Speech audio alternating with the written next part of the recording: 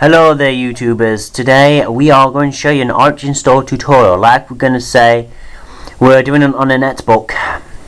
It's an Acer Aspire D250 and well, we're booting it from a CD drive, so you know, and we might do well, this place is a little bit of a mess, but don't worry, that's because there's a technical wires around. So anyway, the first thing is that we're going to show you how to install Arch Linux. Now if I remove the chair, that's the phone. Okay, if we go closer. Now at the moment we are at the start. Usually you'll have a boot menu, but I have to go through this section because I had a few errors. It might be to do with my USB ports not connected to the CD drive correctly, so it keeps failing. At first I thought it was a new hard drive I have, but it might not be. Now if you miss any commands that you couldn't see on the video and you're missing some, we'll put it in the description, so you have all the commands you need to know. All you've got to do is watch and listen. That's all you have to do in this video. You don't need to follow my commands, but if you need some help in the command line, just read the comments and we'll give you more of an idea or a guide. But anyway, the first thing we always start when we start an Arch install is type this in: /arch/setup. We always start from there. If you can see it, guys, it says arch/setup. If you can't see it, we will put it in the description.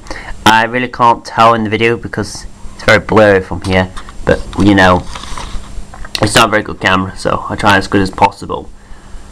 Enter, and it should boot up into a BIOS, like a BIOS look, but it's sort of the installation of Arch. We should get that error. Well, it's not an error, it's a setup really, but it looks like an error, but it's not. It's normal. So you press OK, and you get this list. Well, this list seems a bit hard to use, or you might not know what you're doing. But if we go to select sources, and we want to go for, usually when I always go for core remove to get the latest core. For somebody else who might want to update, they can, but I always make sure to go for the latest core. Press enter. Okay, so I go down to my servers. Now I know what servers you're using.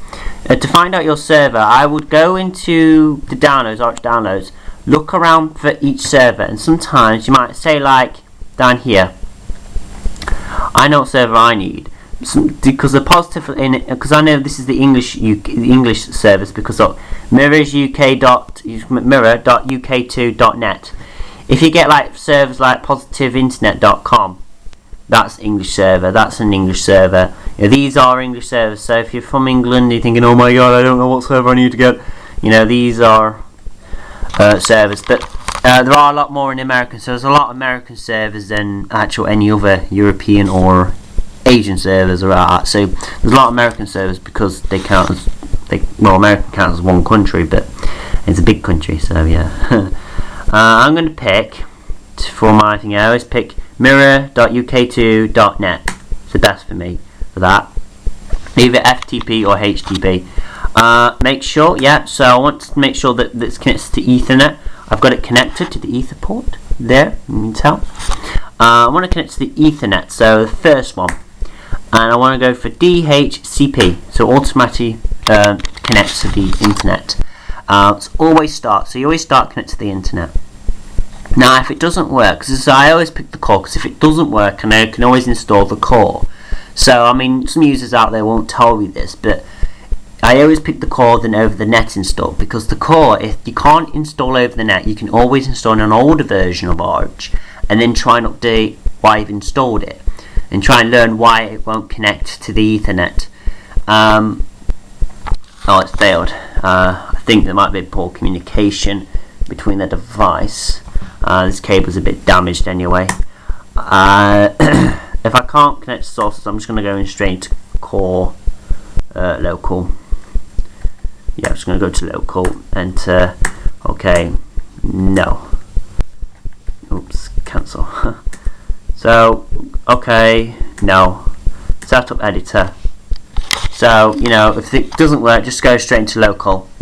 like mine didn't. That mine failed because I've got a bad Ethernet cable anyway. So I need to get my grey one. I should have got my grey one. Oh well.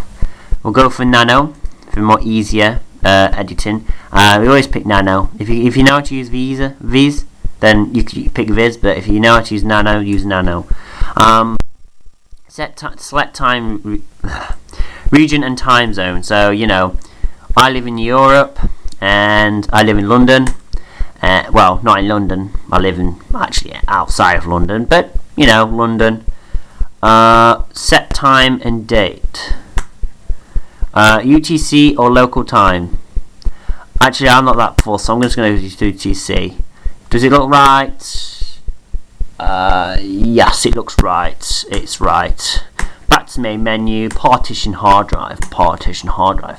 Now this is mine. I've got a new hard drive in here, so I might try to think. This one is your home partition. So yeah, this is your home partition. So you're making your home partition, and the others just rest like applications and so forth. So at the moment, this is your home partition you're making. So when you get to like 7500, that number, that's your home partition.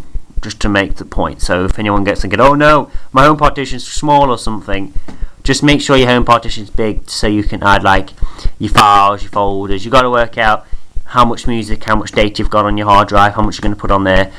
But for me, I'm going to go with 170 something. So I'm going to go for 107.721, which will leave me 1 gigabyte of space. No, 1 megabyte. Was it 1 megabyte or was it 1 gigabyte? I can't remember. If I say, yeah, 1000 megabytes, which is 1 gigabyte. I'll go for this, and I'll go for ext4. ext4, it makes the operating system boot faster and so forth. So always pick ext4 unless you want to pick ext3 or ext2. But these three partitions are more recommended than any others, so don't pick any other but ext4. Completely erase, yes. So you want to erase the actual computer. So you're erasing the data and so forth and so forth and so forth. Not really hard. It's pretty much straightforward actually. You just got to read and estimate and so forth. At the moment, you know, after when I've installed this, I'm going to remove back into Ubuntu anyway, because it's not because I don't like Arch or I don't know how to use Arch. It's just, you know, well, it's not my stupid thing. We want to go base dev. 3 reasons why is because base is the base of the Arch system, and base or devil or dev, whatever it's called, devel, whatever that base system is to install. So if you want to install Yout or stuff like that, you get all the systems. I press OK. Oops, also I want to go back. Yeah, grub base del. Yeah, and I want to go down, and usually when I'm installing system, I always put sudo as well. I know it's not the latest sudo, but it's better to have a sudo than any other than not have a sudo. I think that would do. Do I need that? I'll have that anyway. Stuff it. Install packages. I had to pack my mirrors just in case. I always do for some reason. So now we're installing from the CD, because at the moment, or USB if you're booting from USB. But I always recommend Core. The Core's very small anyway. It's about 400 megs. A lot smaller than the Ubuntu ISO. So, you know, if you're installing from the Ubuntu, if you're installing the Arch, make sure you install the Arch Core and not the Arch Net install, just in case you can't get the internet like me. I may have to transfer my Ethernet cable because I've got the yellow one's not working correctly, so I may have to transfer and get a better cable. I've got some lights glowing. It says it's connected in back of the computer, but you know it's not a very good connection. So I'm just going to let my CD drive do the rest. After that, we'll show you how to set your Pacman mirror lists, your mirrors. I think when it's not a new install and it's coming from an old version of the ISO, it is a bit difficult.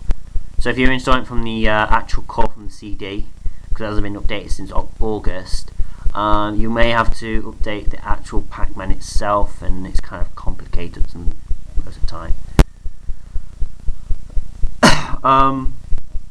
A lot of users that YouTubers today, you know, there's a lot of YouTube videos out there on Arch, but they don't show you the new version of Arch with the new Pacman and the new Pacman mirrorless and so forth. It's always Arch Bang. Now Arch Bang is a good operating system, don't get me wrong, but it's not showing the true install of Arch Linux. It's just showing you a small interface which you've got, but you haven't got the full whack of Arch Linux. If you've heard that Arch Linux as well is a it's a rolling release distribution as well. So that means that you'll get the latest, the greatest bleeding edge packages from Arch Linux. So that's kind of a good that's a good thing as well. I'll show you how to set your mirrors as well while you're in the installation. I'm sure some YouTube videos may have missed that part as well. We'll try and keep it as in deep as possible in the Arch install as well. I know it's not as clear on the video cams as what you've seen before. If you're installing from an Acer Aspire D250 netbook, then you may be in luck, because we're showing you how to install it on that netbook, right? So you're in luck basically. My battery's low on this camera, so I'm hoping it's not going to be long after this install. I'm going to stop, pause it, and I'm going to see what we can do after this. I'm going to call this as part 1, the install, because my battery's low and dead, and I'm guessing that my camera is going to fail after a while because it's on low power. Great. So we've done the install now. So what we've got to do now is to configure the system. Now at the moment I've got to configure my system. It's just there. Configure it. Fairly simple. You've got to set your mirrors. You've got to set your password, set your mirrors, set your system up, basically to make sure that it all works. You do wonderfully. So your host name, you can give it a name for whatever. I'm going to call this Arch Install. So capital Arch Install. Yeah. So that's your host name. You know, like you do in Ubuntu, you get your name and then the computer name or something like that. That's the host name. So you've got X, Y, enter. So that's done. You don't need to do more than that. But if you need to do any more configuration, it's that command basically. Go down to Pacman mirror list. Now this is important. If you haven't selected your mirrors, you will have problems connecting servers. But usually I always start with this, so I don't have to worry about servers and stuff. So if you live in your country, pick your country and then unmark the servers. Very important. So yeah, because mine is Great Britain. Look closely. Great Britain. So I live in Great Britain, London. You know that area. You pick your own country. If you live in America, you pick America. Mark them. If you live in Ireland, you live in Ireland. Pick that. Mark it. You live in India. Pick that. You know, and so forth. If you live in any certain country, just pick it. And then go into root password. Type in a password. I'm going to put in, to be stupid. I don't know what should I call it. Should I call it? Call it just pass.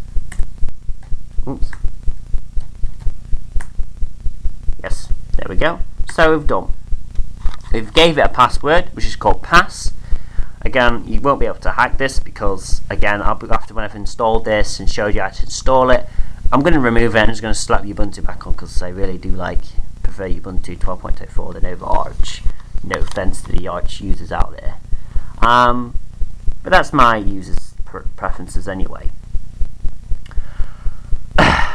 This is going to take forever. I'm hoping my camera don't die on me after the install. I think I've got some spare batteries somewhere. Install bootloader. Okay. So that looks good, that looks good, that looks good. If you need to change anything, like you're going for 64-bit, then you can change 64-bit. If you're going to partition to Windows and unmark it and make sure it boots onto Windows and so forth and so forth. So we're going to press Control X.